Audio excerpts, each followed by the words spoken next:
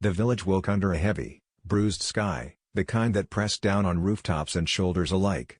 News traveled faster than the cold that crept through stone walls and farm doors. A body had been found, a van had become a coffin, and the fragile balance holding several lives together was beginning to splinter out at the farm. Silence felt louder than shouting ever could. Moira moves through the kitchen like a woman underwater, every step deliberate, every breath an effort. The kettle boiled dry on the stove before she noticed. Her hands trembled as she turned it off, knuckles white, jaw set. She had faced ruin before, debt, disease, betrayal. But this was different.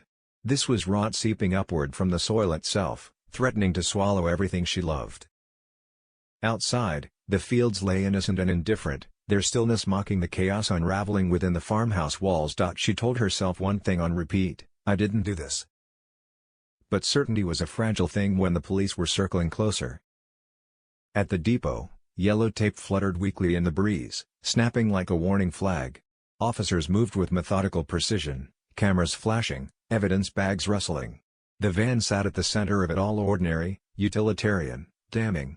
It was no longer just a vehicle. It was a question mark with wheels. Jai stood a short distance away, arms folded tightly across his chest, as if holding himself together by force alone. His eyes never left the van.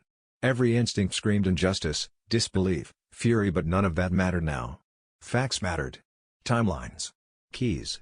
Gaps. And there were gaps. Too many. He replayed the past 48 hours in his mind like a broken recording: the traffic, the lay-by, the taxi ride, the return. Each detail felt solid on its own, yet together they formed a picture that didn't quite align. Someone had exploited that. Someone had known just enough. The realization landed like a punch: this hadn't been random.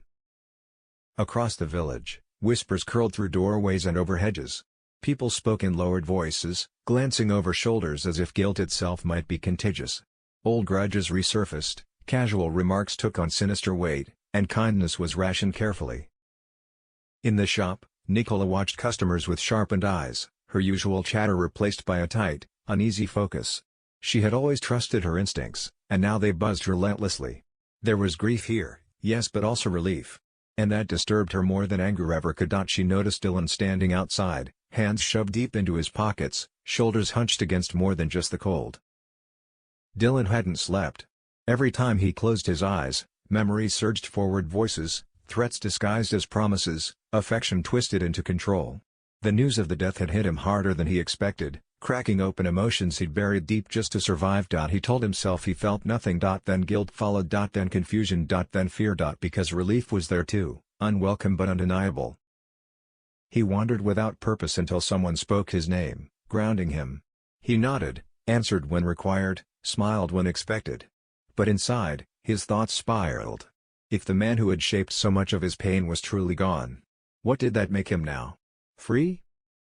Or just hollow? At the police station, files spread across desks, photographs pinned to boards, timelines sketched and resketched. D.S. Walsh studied the evidence with narrowed eyes. Patterns emerged slowly, reluctantly, like shapes in fog. Financial records hinted at deception layered over desperation. Witness statements contradicted each other in subtle ways, nothing overt, nothing clean. And then there was Celia, absent, silent, vanished. Too neat. Walsh leaned back, fingers steepled. People ran when they were guilty. But sometimes, they ran because someone else wanted them blamed. Someone close, she murmured to herself. Close enough to know the systems. The keys. The blind spots. Her gaze drifted to the board again. This case wasn't about one crime. It was about exploitation that had gone unchecked for too long. Back at the farm, Moira finally allowed herself to sit. The weight of the chair beneath her felt like a small mercy. She stared at the table, remembering contracts she'd signed in haste, reassurances she'd accepted because she needed them to be true. Desperation had made her vulnerable. Trust had made her reckless. She thought of April. Of Dylan. Of how easily young lives could be shaped by the wrong hands. Anger surged, then not at herself, but at Th. Actress Charlotte Bellamy of the series Emmerdale said Laurel Thomas saw a side of Ray Walters she had never seen before as the show investigated his murder. The 52-year-old actress has played Laurel Thomas in the ITV series for the past 23 years, and recently developed a romantic relationship with the villain Ray Walters. It was recently revealed that Ray Walters and his mother, Celia Daniels, had lured teenagers April and Dylan into drug trafficking to pay off their debts. Things escalated when April confessed everything to Marlon and Rona, and the criminals deliberately ran Dylan over with their car to show them the consequences if they reported them to the police. Furthermore, Ray and Celia ran a modern-day slave trade in the outskirts of Emmerdale. Paddy Kirk's father, Bear Wolf, unfortunately became a victim of this trade and was murdered by Celia. Regarding the death, Ray killed Celia after she tried to prevent him from starting a new life with Laurel. Ray was heartbroken when Laurel begged him to leave her alone after she learned about the things he had been hiding from her. Recently, Ray's lifeless body was shown being thrown into the back of Jai Sharma's truck. Over the course of a week, Emmerdale will show flashbacks of each suspect before finally revealing Ray's killer. When asked if Laurel had any suspicions about Ray, Charlotte said, "Absolutely no suspicions. There were a couple of times the phone kept ringing, and she thought his harvesting work was busy, but she didn't really pay attention to it. She was so infatuated with him that she thought Celia was constantly in contact with him, and that was often true." While Ray visits Laurel before his death to explain how Celia treated him as a child, Charlotte jokingly says, "Initially, she was so shocked she couldn't understand how the Ray she knew could be so different from the Ray before her.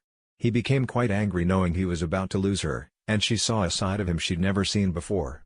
However, his feelings for her were genuine." Other suspects under investigation are Marlon and Rona, but leaked information suggests Laurel's 18-year-old son, Arthur, was involved in the incident by stealing Ray's bag, leading to a violent confrontation. Regarding whether Laurel actually killed Ray, the actress admitted, "She was a woman of faith and she loved him. I don't think the audience can believe she did it, but they'll have to watch the show to find out." Charlotte shared that Emmerdale truly pushed boundaries with the line. He added, "Long-running TV series have a lot of villains, but Jay's character, Celia, takes it a step further because nothing is taboo. Celia and Ray do really cold-blooded things, like real gangsters or drug cartels. It's fantastic that Emmerdale has pushed those boundaries." Since 2021, Rona has been in a relationship with Marlon Dingle, and both are trying to manage their own families. Recently, Rona and Marlon have been struggling to figure out how to support April Windsor. A series of dark events led to April being manipulated by Ray and Celia, forcing her into drug dealing and sleeping with older men to pay off their debts. The couple's involvement in modern-day slavery was eventually exposed, but justice seems elusive as both Celia and Ray have passed away, according to the Manchester Evening News.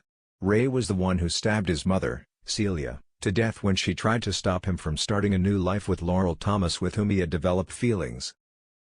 Ray was later found dead, but the killer's identity remains unknown. However, this mystery will be solved as Emmerdale prepares to air a week of Who's the Culprit episodes. Each suspenseful episode will feature flashbacks to each suspect, Laurel, Rona, and Marlon, before viewers finally discover who murdered Ray and dumped his body in the back of Jai Sharma's. When asked about Rona's encounters with Ray, Zoe replied, "It was especially bad when he mentioned Pierce. Yeah, I mean, that's her Achilles heel. Ray knew what he was doing when he brought it up.